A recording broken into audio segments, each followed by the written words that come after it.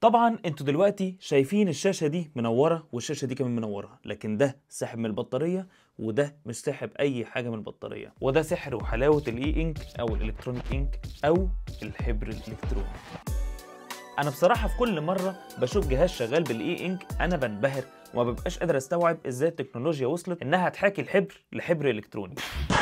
طب يعني ايه اي انك او يعني ايه حبر الكتروني بقى؟ خليني كده كالعاده اخدك في رحله الاول تاريخيه سريعه، اقول لك اصلا احنا بدانا الاي انك ازاي. سنه 1997 بعض الطلاب من جامعه MIT قرروا وكان حلمهم الوحيد ان هم يعملوا الحبر الالكتروني ده. يعني الشاشات العاديه المفروض شبه كده الساندوتش، قطبين، قطب موجب وقطب سالب، وفي النص في حاجه اسمها كريستالات. ولو لسه ما تعرفش ايه هي كريستالات وايه الفرق بين انواع الشاشات، فاللينك فوق اهو، روح راجع الفيديو وتعالى انا هستناك هنا. المهم قال لك بدل الكريستالات دي احنا نشيل الكريستالات ونحط حاجه اسمها مايكرو كابسولز، كبسولات صغيره جدا جدا. عايز اقول لك ان قطر الكبسوله هو قطر شعر البني ادم. الكبسولات دي بتعمل ايه؟ الكبسولات دي متقسمه فريقين، فريق ابيض وفريق اسود، وعلى حسب كل شركه بتنفذ الموضوع ازاي، بس خليني اقول لك ان دايما الفريقين فيهم شحنات مختلفه، فريق شحنه بوزيتيف او موجب وفريق شحنه نيجاتيف او سالب. وبكده يبقى عندك الساندوتش بتاعك القطبين، قطب سالب وقطب موجب، وكمان عندك المايكرو كابسولز اللي في النص اللي برضو متقسمه نصين، فريقين، نص سالب ونص موجب. طيب الاي انك شغال ازاي؟ تعال ناخد مثال سريع. دلوقتي انا عايز جمله سوداء تظهر في الشاشه فتتبعت الكترونات موجبه. لو نفترض مثلا ان الاسود او المايكرو كابسولز السوداء هي الموجب، فتتبعت للالكترود اللي تحت او القطب اللي تحت شحنه بالموجب، فموجب مع موجب يعمل ايه؟ يعمل تنافر، وبالتالي المايكرو كابسولز البوزيتيف تطلع لفوق وتنجذب للقطب النيجاتيف او القطب السالب، فتظهر على الشاشه الحبر الاسود اللي احنا بنشوفه. عايز اقول لك ان الريفريش ريت بتاع الاجهزه دي اقل كمان من الريفريش ريت بتاع الاجهزه اللي فيها LTPO اللي بتوصل ل 1 هرتز في الثانيه. امال ده كام؟ ده مش 1 هرتز في الثانيه، ده هيرفرش لما تقول له يرفرش. يا عم انت بتقول ايه بقى؟ ما تجنناش. بص كده، هو دلوقتي فاتح صح؟ لما ادوس نيكست في الكتاب بتاعي هيبدا يرفرش ويجيب اللي بعده. هفاجئك كمان مفاجاه. تعال اوريك لو فتحت نفس الكتاب من الايفون، اوريك فرق كده وانت تقول لي ملاحظ ايه. بص هنا الكتاب عامل ازاي، وبص الالوان برضه عشان تبقى شايف، وبص هنا نفس الصوره عامله ازاي، وقول لي لاحظت ايه. طبعا اول ملاحظه هتقولها لي يا عم الموبايل ملون والكندل اللي معاك او جهاز الاي انك اللي معاك مش ملون. برافو عليك انت صح، بس سيب النقطه دي على جنب. ناخد الانبهار التاني. الفرق التاني اللي ملحوظ هو بقى ان الموبايل لازم عشان تقرا الكلام اللي فيه الشاشه تكون منوره بكل بساطه. انا بهير نفسي انبهرت. انا عارف ان كلامي يبان ان هو ما طبيعي، ما انت بتقول حاجه طبيعيه جدا، لا ده مش الطبيعي. لو انا وريتك كده في الكاميرا الجهاز مش منور. عايز اقول لك بقى المفاجاه ان النور بتاعها اختياري اصلا. يعني كده الشاشه مش منوره؟ لا كده الشاشه مش منوره، كده الشاشه كانها مطفيه، ولا بيرفرش ولا بيعمل اي حاجه. تعال اوريك بقى.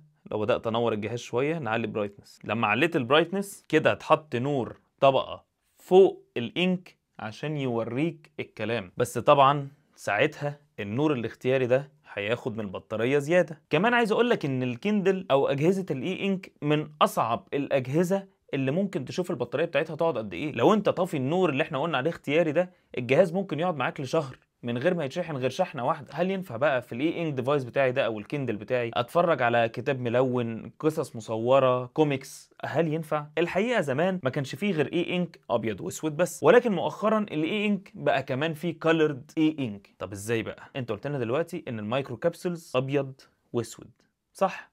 حلو. ازاي بقى يا عم انت بتضحك علينا وتقول لنا بقى ملون؟ هل في بقى مايكرو كابسولز احمر، مايكرو كابسولز اخضر، مايكرو كابسولز ازرق؟ لا الحقيقه هي مش كده، ولكن الكالرد اي انك زودوا طبقه زياده من فوق RGB اللي هي الريد جرين بلو، والRGB اللي فوق ده يا دوبك بيعكس المايكرو كابسولز البيضه لما تقرب منه زي ما قلنا بالتنافر والانجذاب من الناحيه الثانيه من طبقه القطب اللي فوق، هتبدا الطبقه بتاعه الRGB او الفلتر بتاع الRGB يعكس لما الابيض يقرب له، وبالتالي يطلع لك لون احمر، لون اخضر. ولكن الفرق في الالوان بين الشاشات اللي احنا نعرفها الموبايلات والتلفزيونات والشاشات بتاعه الاي انك الملون رهيبه. رهيبه احسن ولا رهيبه اوحش؟ رهيبه اوحش طبعا. يعني هو الفرق الالوان كبير جدا جدا. ما تستناش مثلا ان انت تتفرج على فيلم او تتفرج على يوتيوب فيديو حتى على اجهزه الاي انك. اجهزه الاي انك الديسبلاي بتاعها ضعيف جدا مهما كانت ملونه. برضو دي حاجه انت تبقى عارفها. طب حلو، انت كده عرفت ان في اجهزه ملونه وفي اجهزه مش ملونه. زي الجهاز اللي معايا ده مثلا الكيندل ده مش ملون. طب امتى اجيب جهاز بالوان وامتى ما اجيبش؟ عشان اجاوبك على السؤال ده لازم اقول لك عيوب كل واحد فيهم، وانت لوحدك هتعرف الاجابه. لو انت بتحب الكتب الملونه او الكوميكس او القصص المصوره فطبعا هنصحك بالكالر دي انك، ولكن في عيب لازم تبقى عارفه كويس. الطبقه الزياده اللي اتكلمنا عليها بتاعت فلتر الار جي بي بتقلل شويه وضوح الكلام. يعني الاي انك الابيض واسود عشان مش فوقيه اي فلتر فهتلاقي الكلام كريسبي جدا او الكلام الاسود كانك كاتبه فعلا بالقلم. لكن طبقه الار جي بي زياده اللي في الكالر دي انك بتدي سنه بهتان للكلام. يعني مش الفرق اللي هيحسسك ان انت متضايق، ولكن في فرق عشان ما اكدبش عليك. طب هل الكالر دي انك بياخد بطاريه زياده؟ لا، احنا اتفقنا ان احنا مش بننور الجهاز، هي مجرد مايكرو كابسولز بتشتغل بطريقه معينه، وبالتالي هي نفس المايكرو كابسولز زياده عليها طبقه الفلتر الار جي بي اللي فوق، فلا مش بياخد بطاريه زياده. امال ايه عيوب بقى الاي انك الابيض واسود؟ زي ما قلت لك ان هو ما فيهوش غير ابيض واسود بس. طبعا انت عمال دلوقتي تتساءل وانا عليا ايه بكل ده؟ طب ما انا اجيب تابلت ولا موبايل فيه الوان ومحترم ونضيف واقرا عليه بدل جهاز الكندل او بدل اجهزه الاي انك. تساؤل مظبوط وفي محله، وخليني اجاوبك بقى. هل عارف احساس ان انت تبقى على السرير كده في اخر اليوم وماسك الموبايل ومقلل البرايتنس على الاخر وبرده تحس ان عينك بتحرقك حتى لو انت فاتح البلو لايت فلتر اللي معمول على ان هو يقلل الارق شويه عشان النور الازرق ما يضربش في عينك؟ برده بتحس بارق، وبرده بتحس ان عينك حرقاك، وبرده بتحس ان انت مش مستريح لمسكه الموبايل. طبعا الكلام ده للناس اللي بتحب القرايه، مش الناس اللي بتتفرج على فيديوهات قبل ما تنام. الاي انك ديفايسز اتعملت عشان تحل المشكله دي، عشان يحاكي الكتب الحقيقيه وعينك ما توجعكش. زي ما قلت لك انت مش محتاج تنور نور، انت مجرد مثلا بنور اباجوره او بالنور الضعيف اللي انت بتشغله على الجهاز بيديك احساس الكتاب الطبيعي وبتقعد تقرا من غير ما عينك توجعك. بس استنى، ما تفرحش قوي. خلي بالك برضو ان التابلت فيه حاجات طبعا كتيره زياده. يعني خليني اقول لك ان اجهزه الاي انك اضعف بكتير وما فيهاش ابلكيشن. كمان مثلا في اجهزه اي انك اندرويد، ولكن ما تجيش بالنسبه للموبايلات العاديه حاجه. حتى الابلكيشنز فيها ضايعه والالوان ضايعه، وما تعرفش تروح تشغل عليها مثلا يوتيوب،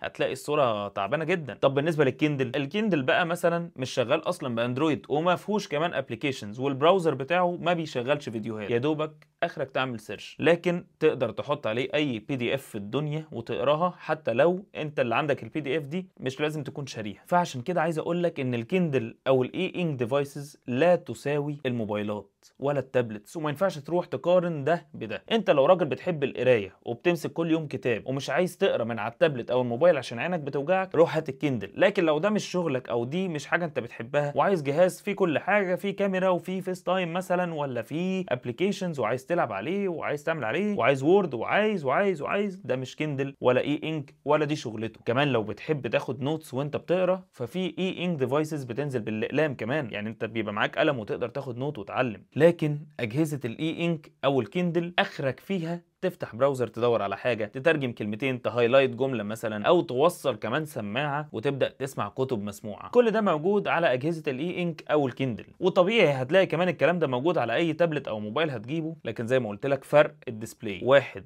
بينور بطريقه وواحد ما بينورش او شغال بطريقه تانية. واخيرا الميزه واكبر ميزه والحاجه اللي بتميز كل اجهزه الاي انك هي البطاريه. انت لو مسافر ومش عايز تشحن الجهاز ده غير مره اصلا في السفريه كلها، انت يا دوبك هتشحنه قبل ما تروح، وهتروح تقعد شهر، هتروح تقعد اسبوعين، هتروح تقعد 3، انت مش محتاج تشحنه تاني، هيقعد معاك، انت هتنسى اصلا الشاحن ومش هتحتاجه. وساعه ما هتحتاجه يا عم معظم الاجهزه دلوقتي تايب سي، فهتشحنه اصلا بالشاحن بتاع موبايلك عادي خالص، وبعد ما يشحن هتنسى الشاحن تاني وهتقعد بيه فتره كبيره جدا. فنصيحتي ليك الوحيده هي ان انت تبقى عارف احتياجك عشان ما ترميش فلوس في الارض. انت عايز حاجه بتشغل كل حاجه، ولا عايز حاجه بديله للكتب بدل ما تشيل كتب في ايدك او في شنطتك، فتمشي بحاجه رفيعه بالرفع ده كده وتبقى كانك ماشي بكتب كتير او بي دي افس كتير، او تحط عليها اللي هي الالكترونيك بوكس. انا عارف ان موضوع الشاشات يلخبط، وعلشان كده لو لسه بتتلخبط بين انواع الشاشات ما تنساش تشوف الفيديو ده. اما بقى بالنسبه للفيديو ده فده اقتراح اليوتيوب ليك، انا مش مسؤول، بس كده معناها ان انت لازم تتفرج، فما تنساش تتفرج. وطبعا ما تنساش اللايك والشير والسبسكرايب، واكيد واشوفكم في فيديو جديد.